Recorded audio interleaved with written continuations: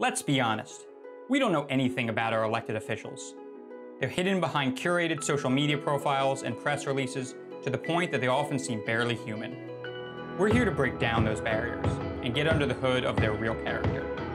Our guest today is candidate for Township Committee in Pequannock, New Jersey, Nick DeStefano. My name is Scott Salmon, and this is Politically Driven. My favorite restaurant is Barty's. Because I can walk there. Okay. And it has live entertainment regularly, and it's quick. Food quick. What kind of food is it?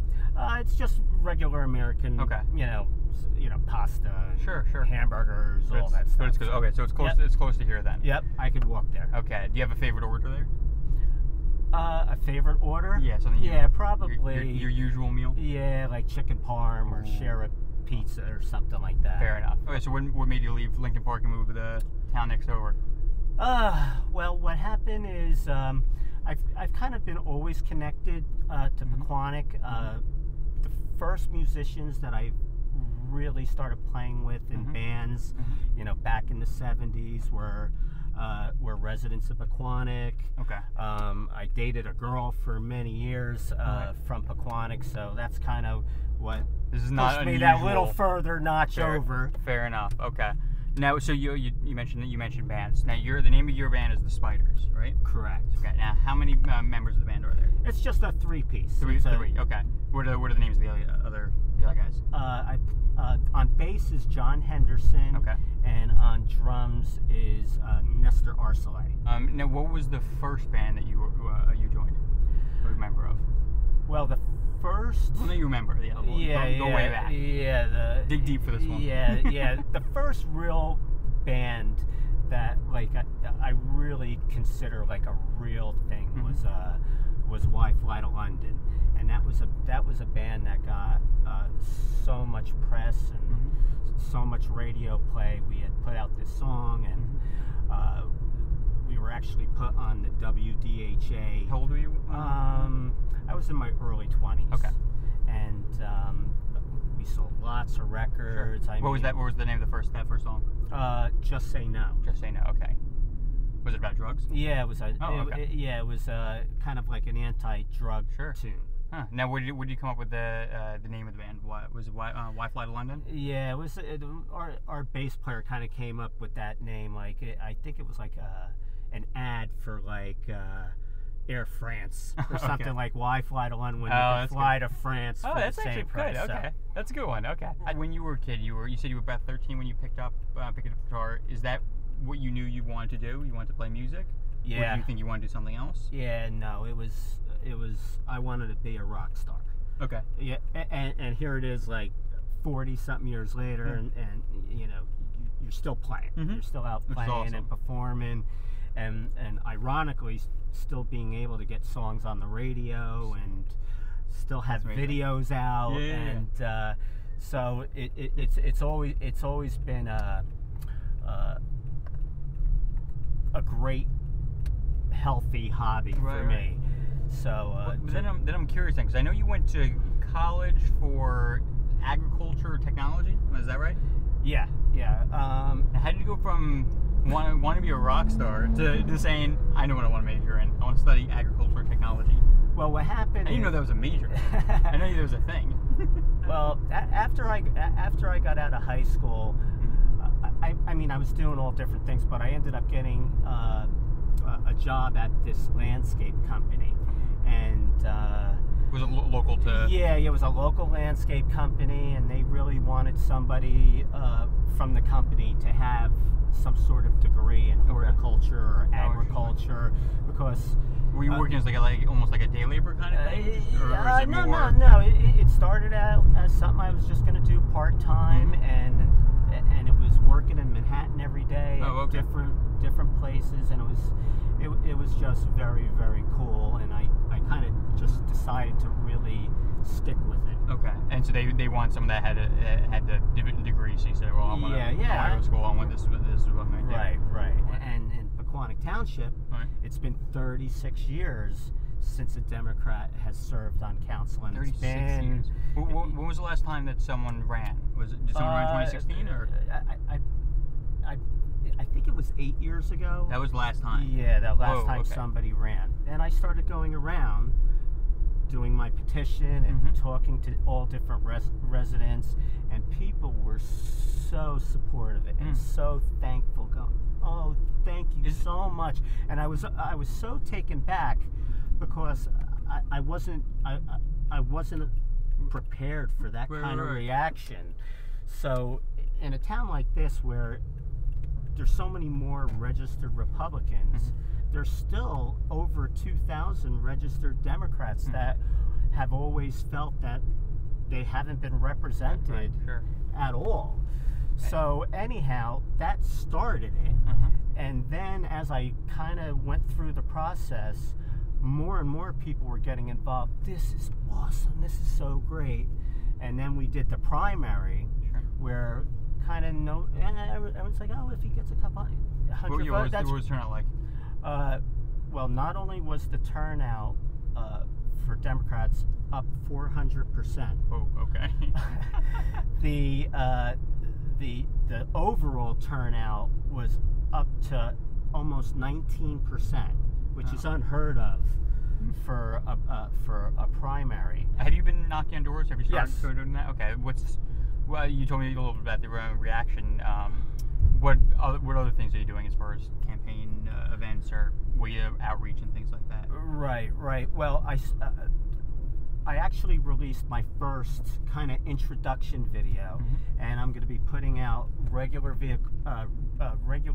videos, kind of like focusing on some of what my platform is going to be, and really approach it much differently than any local candidate would ever do, and really kind of show them this is what's happening. Okay. This is what's going on, and actually almost do it from a reporter standpoint. Oh, interesting. Like, all right, I'm here. You know, I'm at this site. This is what I think we should be doing. I think this is going to be great. Anything like that. Like if you notice, you drive around this town. I'll give you one of my platforms. I'll throw out there. Yeah. Let's hear it. Look at all the sun we have in this valley. It's a lot of sun. Lots of sun. I mean, it's amazing, right? Where's the solar panels? Right. As you pulled up, you noticed there's solar panels on my house, and I got solar panels, couple years ago, and you know what my electric bill is? $2. Is it really? It's $2. That's incredible. And it's amazing to me. And forget it. That's the tax incentives and the selling the energy back to the power company. I mean, that is just that alone. And the fact that we're not putting that out there, this incredible incentive to save the residents of our great community, ridiculous amounts of money. And not only from that standpoint, from the town itself. Like, if you notice our municipal building, I mean, there's not a tree. Right, it's perfect. It's a perfect location. Oh my God! I mean, it would pay for itself within probably a few years, because if you have total sunlight all day, it's a win-win. Right. So anyhow, that's one of my things, and I'm going to do it from the roof of my house. Right. And show people it, and say, hey, listen, Pequannock residents, I'm running for town council. I want you guys to know about this great opportunity that unfortunately you're not hearing about. And this is part of what I want to do. It's not mentioned, it's not talked about. It's almost like it's a secret. It's like, wait a second, it's right here. It's right there. And I mean, here's my electric bill, just so you know I'm not lying. Yeah, you should carry that around with you. It's like some politicians carry around a copy of the Constitution with them. You should carry around your electric bill. Exactly. But that's just one of the things. So is there anything where you thought the campaign was going to be like, and now that you're actually in it, you're like, oh, that's exactly what I was expecting? Oh, no. Probably because I've spent so many years, as a lead singer in bands, standing in front of lots of people and having to talk. this time I'm standing in front of people, and it's just a microphone. Yeah. I don't have a guitar in my hand, and what's a little different about it is how focused people are. I mean, people are looking right into your eyes, as opposed to trying to get your soul. Right. As opposed to where I'm playing in front of a crowd that's all drinking. Like everybody's kind of like you probably can't even see them anyway. Yeah, and everybody's kind of like all around where you're standing saying something, and you can see they're staring right into your eyes. Is it scary?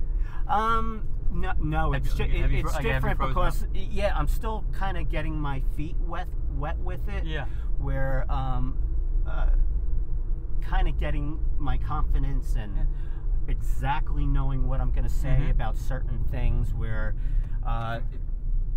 somebody will say, "Well, what's your stance on renewable energy?" Yeah. And I'll be like, I have to pause for a second. I go, well, I got solar panels on my house. Yeah. Well, that's the thing. You have to answer fairly quickly, so it's not like, okay, so you're making something up.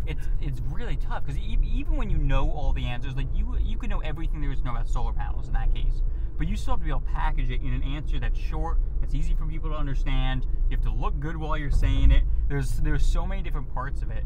That for me, I mean, I'm a lawyer, and I talk in front of a courtroom all the time, and I still I'm usually pretty good until like the moment before I start to talk, and that's when I'll be hit with like a flutter of nervousness, and then I essentially black out after that.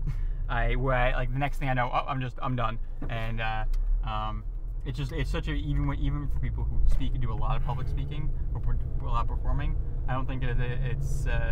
I think it's something that nobody's really used to or expecting. What is something that is non-political that you have an unreasonably strong opinion about? It's non-political. Yeah. That I have a strong opinion about. Like an extremely strong, like you 100% believe it.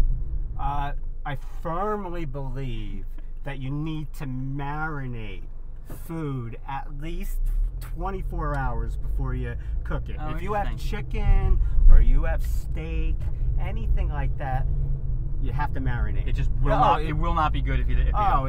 It tastes so much better if you marinate. Okay, that's a good one. Right, now, as a musician, what is the most commonly requested song that you've experienced? Is it like Freebird or Wonderwall or something like that? Is there something that you just always hear people shouting out for? Probably anything with girl in it. American Girl. Like Brown Eyed Girl kind of thing. Brown Eyed Girl, Jesse's Girl. I mean, those are like guys trying to yell it out for their girlfriend or something like that? Or? Yeah, well, American Girl is really... Tom Petty's American Girl should be a staple in everybody's set. Yeah. Do you have a favorite song to cover? It's ironic that you said Wonderwall. Wonderwall is probably like my favorite one. Why is that? I don't know. I think my voice kind of hits that spot good, and I like the whole sound and feel of it. Okay. Sydney, babe.